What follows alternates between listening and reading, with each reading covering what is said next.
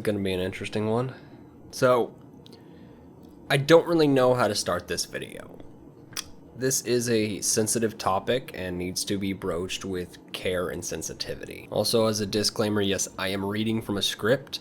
This is like I said, this is a sensitive topic. I do not know how to make it look like I'm not reading from a script. I also do not know how to not have word blinding my face as I read. So, let's just get that out of the way.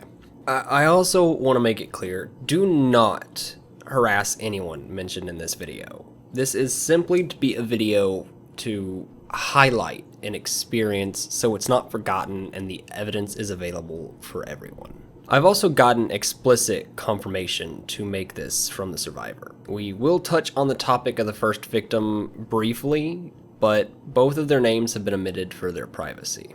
I don't have monetization, but if I ever do, and this video isn't demonetized, all proceeds will go to charity, as it feels wrong to profit from something like this, honestly. It's icky. So, what are we talking about exactly? As the trigger warnings at the beginning mentioned, sexual assault, rape, and coercion in the bedroom. In particular, we are talking about one person and their alleged actions. IFrostbolt, a Twitch streamer and YouTuber primarily attached to the Destiny 2 community, a little bit of Fortnite, some other shooters here and there. Now, I will say, nothing is proven or a condemnation of this streamer. I'm not calling for his cancellation or a witch hunt. What I am going to do is present the evidence of the case, as well as my own opinions, and allow you to come to a conclusion. In order to be transparent, I am a friend of the victim whose story I will be primarily covering today. So yes, I do have a bias here, but I also have a bias to listen and believe survivors. With all of that out of the way, before we get into my different opinions and commentary on the situation, let's start with the allegations and how the story progressed.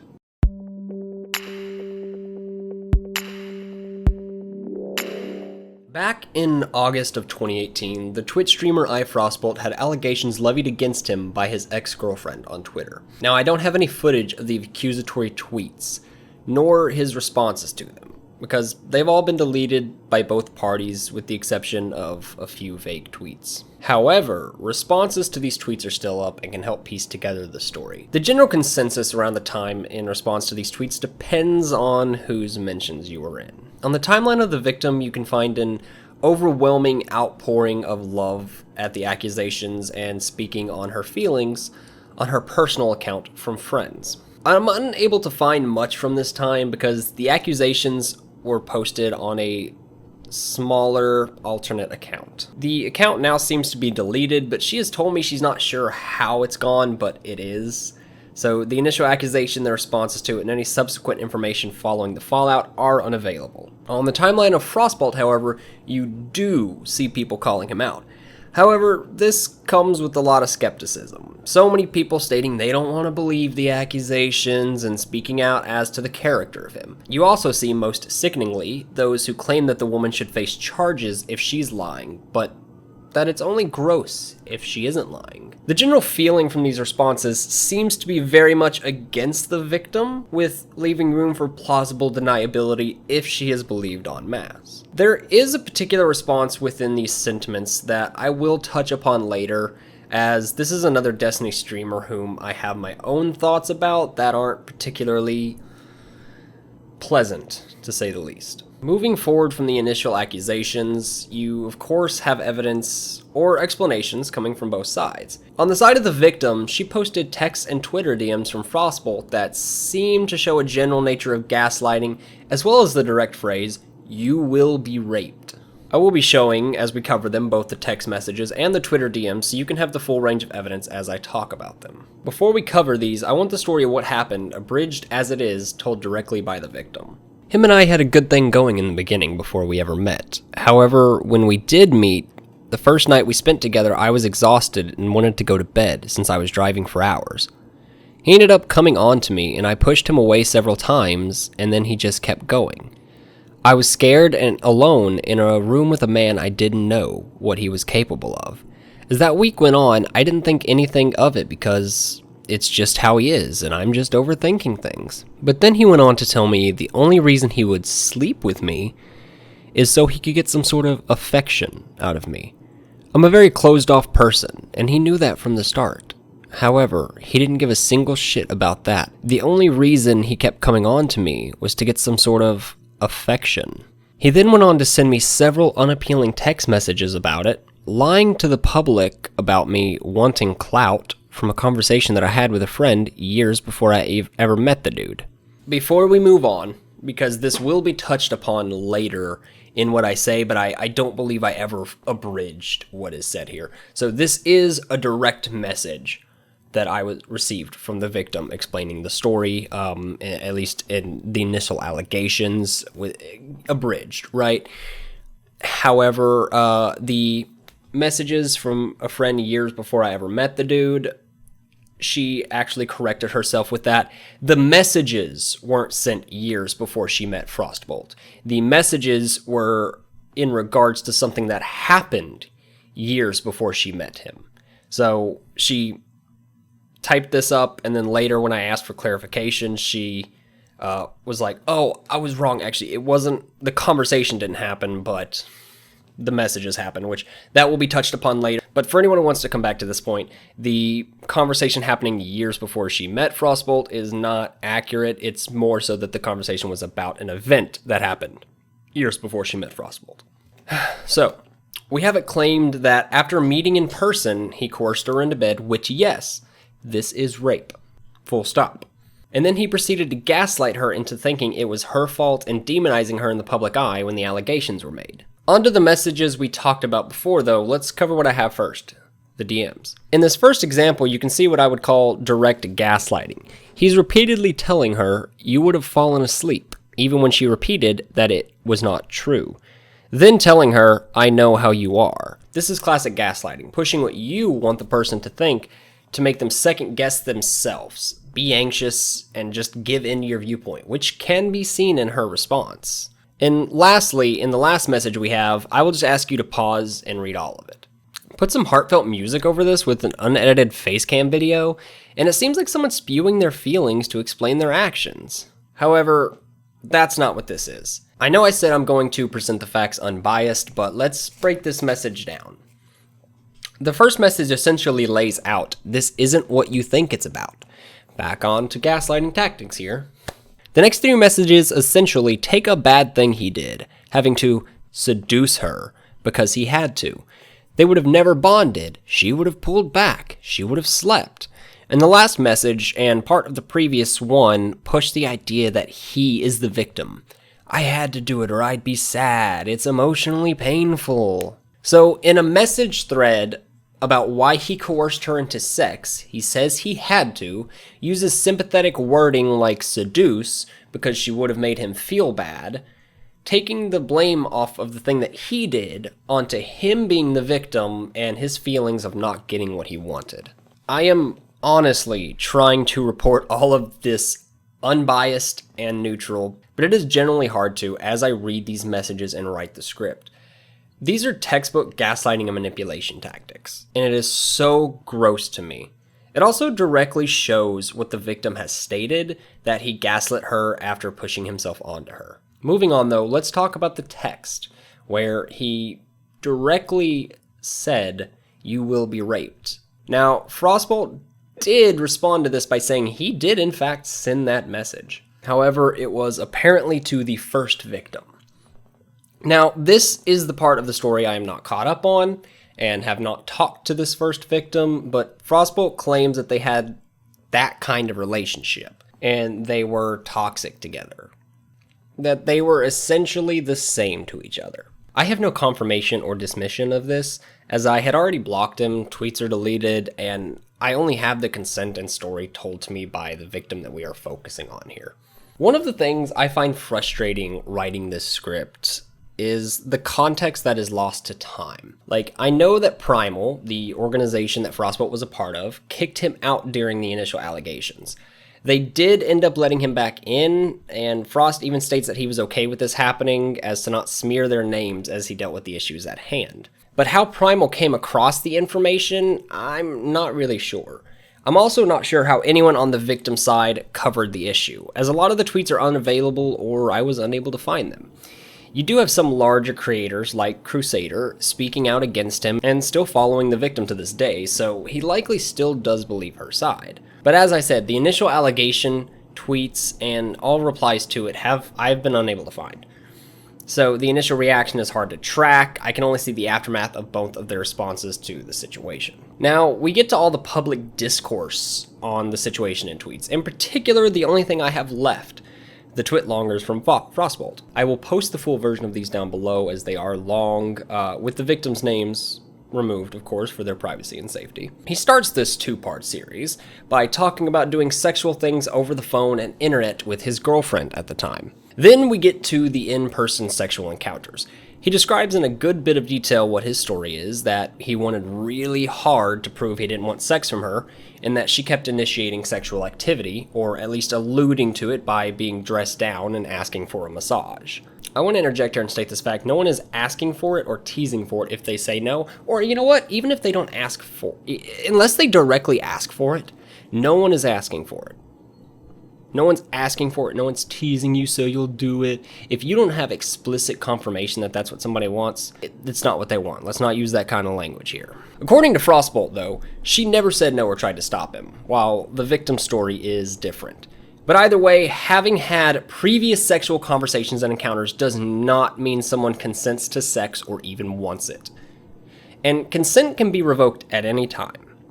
Just a side note entered in here as we note the differences in the stories. Proceeding, he talks about how they did it multiple other times, including during the day. He also states she would tell her friends about their sex and it would embarrass him. He then goes on to describe when they were both back home. He says he convinced himself that he did those things to get her to talk to him, and that he had to make her do those things. He then proceeded to convince her that he had to force her as well.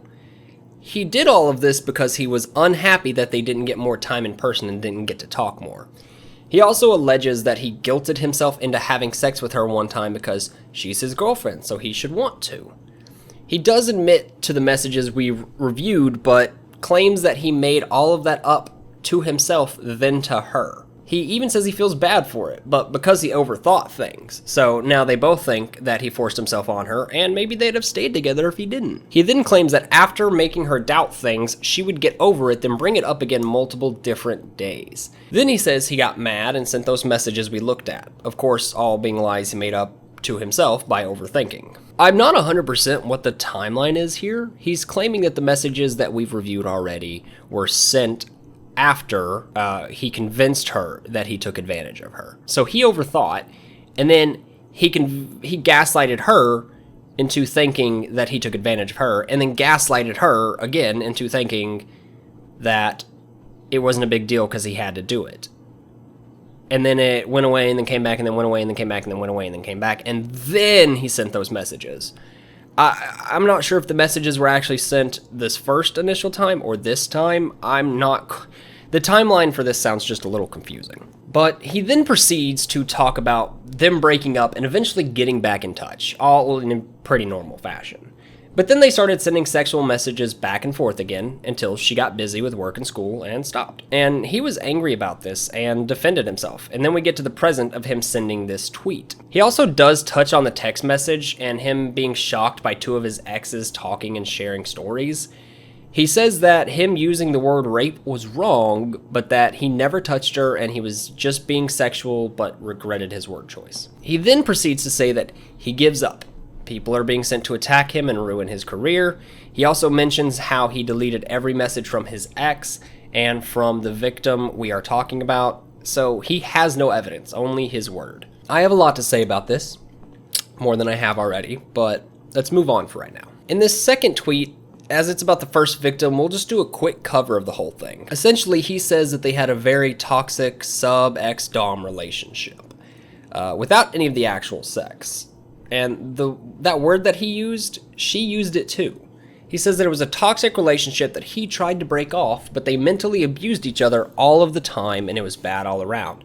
But he does reiterate that he never physically touched her. That's really all I have to say about that. It's pretty much the same thing said in a few different ways, and once again touches on the topic that we're not really discussing as much here.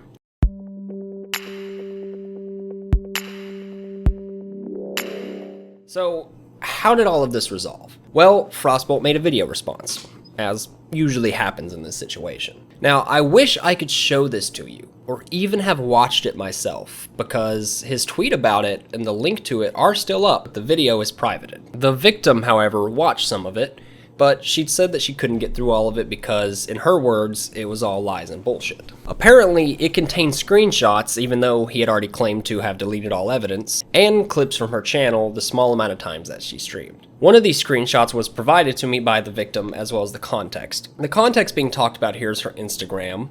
While yes, this is being discussed around the time of the allegations, it is about her old deleted Instagram. I want to interject here.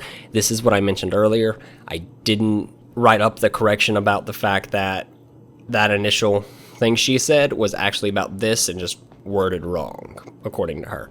So, interject here, this is what I was talking about. Her previous ex had gotten jealous of the attention she got from men on the app and deleted her account, hence the RIP Instagram message. It's also worth noting, if this message was about an uptick in followers, it could not be about her Twitter, which was her only active account at the time. Although this could mention her second Twitter, although it was a smaller account and there's really not any way to confirm this. Personally, I don't believe it was, since it was just an alt account, but the possibility does exist, as it is the account that she made the allegation from, but being her friend, I wasn't even aware of that account's existence. And seeing as I've never seen her Instagram account, the information about her Instagram is all information I received from the victim. But seeing as it is also deleted, there is no way to verify any of it. According to Social Blade, though, here's what was happening on Twitter. Shortly after the allegations, likely because people wanted to keep up with the situation or because of other factors, she gained 60 followers. This would put her around 800 followers, nowhere near the 3,000 figure talked about in the message. There also doesn't seem to be any promoting of her Instagram on Twitter, so I'm not sure how anyone would have found her Instagram if it was active at the time. Her Twitch following is also only at 649 followers at the time of recording, and she didn't stream or advertise it much, if at all, during this time. So it also seems unlikely that this 300 to 3,000 uptick was about that, especially considering she did very few streams around this point in time. So to me at least, it would appear as though the evidence that she was using this to gain clout doesn't hold up. Given all context, it is clear that she's referencing a different event, and the messages are being used out of context to form a false narrative. She also says that someone asked why they broke up on stream, and she gave a generic response because she didn't want to talk about it then. And that clip was included in the video. Most of the time, when someone isn't ready to speak up about assault, they will brush it off and wait until they're ready to do so. It's not abnormal to make a response such as this to something you don't want to talk about. So I really don't know what he said in that video that was so convincing, but mostly everyone seemed to have believed it. So many supportive comments as well as joke comments and comments against the victim. The amount of misogyny that fills the replies here is kind of scary, actually. A lot of responses also seem to be based around the evidence we just covered. I'm not sure how he talked about it, but given that the evidence shows no uptick in followers, and now given context of the situation, quite a lot of people believed him based on this false evidence. I did see a very few small people point out that even if he didn't rape her, he still has a rapist mentality. All of the gaslighting, manipulation, and words that he used being brought up. These people, however, seem to be the minority. It is also important to note, however, the resentment towards Frostbolt and the support from him seem to be mostly different people entirely, with the exceptions of people who levied skepticism of the allegations in the first place. So there is some difference in who really commented in the first place, although with so many replies it is hard to keep track of each individual commenter. As for the victim, the outpour of support didn't 100% stop, but did die down quite a bit. She stated to me she received a lot of harassment and she gave up and stopped trying to defend herself. This is once again where I state a lot has been deleted from that time. Any harassment that wasn't in Frostbolt's comments or not directly tagging her doesn't seem to exist anymore.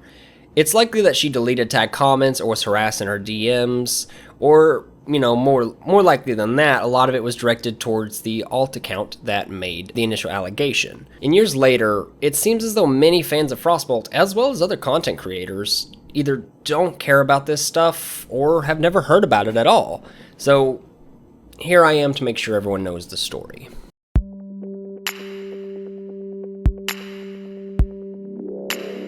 So where do I stand on all of this? Well, I believe the victim. Aside from her being my friend, I see a lot of bad coming from Frostbolt's explanations. We see him claim to have no evidence, only to produce it supposedly at a later date. This could be because he went in and deep dived to find it. Maybe Twitter found his deleted messages for him. Maybe he found old screenshots he forgot he had. Why'd he keep them if he didn't think he was doing anything wrong? No idea. His long tweet also strikes me as off. It contradicts what he says in the messages and what the victim says. He also claims that he forced himself into believing that he did the bad things and then still admits to gaslighting her into believing it as well. And then gaslighting her that he had to. So he had to both convince her that he did a bad thing and then convince her that he had to, which feels suspicious and like a very bad excuse. So either way, he admitted to manipulation and gaslighting, which is bad enough. But his reasoning for doing so does not stack up for me. Feels half-assed, like a cheap way to explain away the messages he sent. Oh, I only sent those because I was anxious and gaslighted myself, so I had to gaslight her into believing the fake things I made up. In fact, she pushed me into it. There's a lot of victimizing of himself and victim blaming in his message. She was wearing underwear, her butt touched me, she teased me, she obviously wanted it. He uses sympathetic language to make himself out to be the poor, sad boy who was lured into sex and is so emotional that he thought he did a bad thing and had to convince her that he did so that he could convince her he had to. It doesn't track. It really doesn't. That's not how any of this works. As far as the stuff with the first victim, I don't know enough to speak on that. But given my thoughts on the situation at hand, I have a hard time believing him and giving him credibility, especially since he admitted to saying that to her, and he said that they mentally abused each other. And with the tactics he used in the tweets and to the victim, I fully believe he's familiar with mentally abusing somebody. Another thing off Frostbolt that I want to cover are these tweets by Sir Demetrius. Now, I already don't like this guy. Not because he's necessarily a bad guy, but because he's toxic. I've personally had him be very toxic in games while live on his stream, and as far as I can see, he is generally that toxic. And a toxic, harassing mindset in-game and on stream tends to translate to one's real-life behavior. Honestly, he's just gross and I don't like him. But these tweets are really showing. If you raped her, you're disgusting. If she's lying about being raped, she should be sued. Seems like he wants a higher punishment for the potential victim rather than the potential aggressor. He also shows reluctance to believe a victim stepping forward about their abuse, which to me personally sounds like, I don't want to believe it, but I have to sound like I do so no one thinks I'm bad. I could be entirely misreading these messages, but that's just how it comes off as written to me. It also stinks of misogyny and wanting to put blame and punishment on the woman. And I want to be very clear. Victims don't come forward because clout. False claims are rare. It's said that around 5% of rape accusations are false. Nearly 80% of rape is unreported, typically because victims are scared to come forward, fearing retribution, public backlash, and embarrassment and anxiety around everyone knowing about one of their darkest moments. It's not an easy thing to step forward. So most rapes aren't reported. Most aren't even convicted when they are genuine, and the false accusations are few and far between. This is why we believe victims, because many people don't, and most don't get justice. So to try and blame it on clout, when the only thing that will happen is that the victim is harassed to hell and back, and then maybe somebody else gets in trouble, and then the situation is forgotten about. It's absurd. Trying to blame it on that is absurd. Have some people tried it? Yes, but it is so rare because it doesn't give clout. So that reasoning is absurd, and I will not be entertaining it. Victims almost always come forward because it's a real case, and they know that they'll get harassed for it. I have seen a false accusation once in all the years I've been online. And the difference in how the accuser reacts is quite a bit different. When called out, they become angry, send targeted attacks, change their story, and are generally aggressive about it. They're not anxious because they're not making accusations for a good reason, and it shows in their response. Our victim here showed to be depressed after making the accusation and was defeated at the outpour of support for the accused. She didn't become angry, attack people, or double down. That, I would say, is at least a marked difference in how the situations are handled, which to me does speak volumes about the validity of an accusation, at least by my personal experience. Back to Mr. D. His response to the video being a meme shows how seriously he took the situation in the first place. He thought it was a joke, which reflects back on the previous statements I made about him in his original response. I'm not sure how Frostbolt managed to convince others he was innocent and this went so underreported. But if you ask me, he's guilty. And he's disgusting. And this is all alleged, as it's never been proven, so him being guilty is not fact, simply one weird man's opinion on the situation. Form your own opinions on this, though, given all the evidence.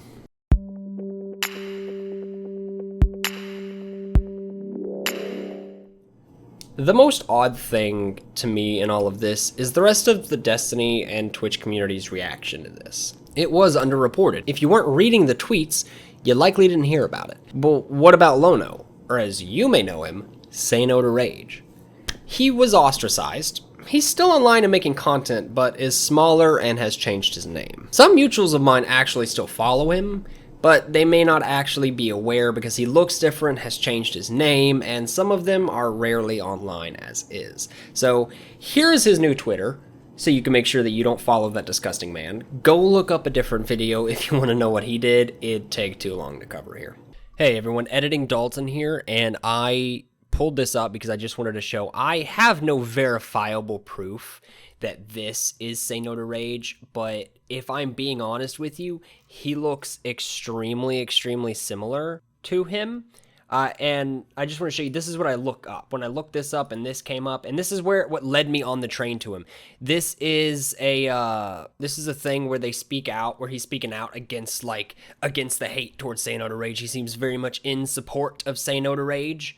But never directly says he's him. And also when I click on his YouTube, Forge Radio, the rundown, giving you a rundown of not only does he look extremely like Say No to Rage, as far as my memory can serve me, he sounds just like him too. So like, while I can't 100% verify that this man right here is Say No to Rage, based on the people that I follow him, and based on this tweet and all the responses that also tag Say No to Rage and all the people in support of Say No to Rage, I'm fairly certain this is him. So I just wanted, editor's note, just wanted to make that clear. This is an unverified claim that just seems to almost certainly be true, but just in the case that it isn't and Reforged Media wants to try to come for me, I'm 90% certain, but that there's some there, okay? Okay, bye. But what was the difference there? Popular female creators. They called him out. Creators like Snaps. And I think that's why it went bad for him over Frost. When a very large creator calls you out, everyone now knows. And of course, all the male content creators are going to side with her, as they should. But maybe some of them only did it for appearances? Men, we are notoriously bad about calling out the bad behaviors of other men and putting a stop to it. And a good number of male creators were aware of his actions, at least a bit, but stayed out of it. Maybe to respect the victims not wanting to talk about it, maybe to not have to deal with it. I could not tell you, just keep that in mind. Because Frost was accused by somebody much smaller and it never picked up major traction, no videos were made on it. It wasn't spread. So these larger creators and other male creators didn't see it happen or didn't feel the need to interject because they didn't care. It wouldn't affect them. Hell, it pains me to see creators that I respect, some of whom I actually know, collaborating with him to this day. Astacross plays with him and promotes him, Bife seems to have a good discourse with him on Twitter and likes him, and even Mr. Fruit has had him in videos. Maybe they don't know, or maybe they don't care. They never had any comments on the original accusations, as far as I could tell. I hope it's the first, because if not, it shows the rape culture we have, IRL and online, that men can do horrible things and still be supported, loved, and lifted up by other men, without care for who they associate with. Maybe I care more than others, but I believe it is important to make victims' voices heard and their stories known. If this video ever picks up any traction, do not go and harass him, or hunt the victims down and harass them, But take the evidence, figure out what you think about the allegations and the evidence, and think about who you support going forward. And the last thing, on the off chance IFrostbolt watches this, you can have your equal time. If you want to send me the video, tell me your story, give your evidence, go ahead and DM me. Personally, I don't want to hear it, but the evidence deserves the light of day, and I will tear into it, and it may not be in your favor. But if you want your voice to be heard too, I will follow up so people can really make up their minds on what the truth is. With that, I am signing off here. I don't know what else to say. This has been a doozy and will likely be a lot to edit. It's a little bit out of my editing wheelhouse. So I hope you all learned something, and maybe something good will come out of this. But at the very least, the evidence is now out there so people can know the story. See y'all. Be good to each other.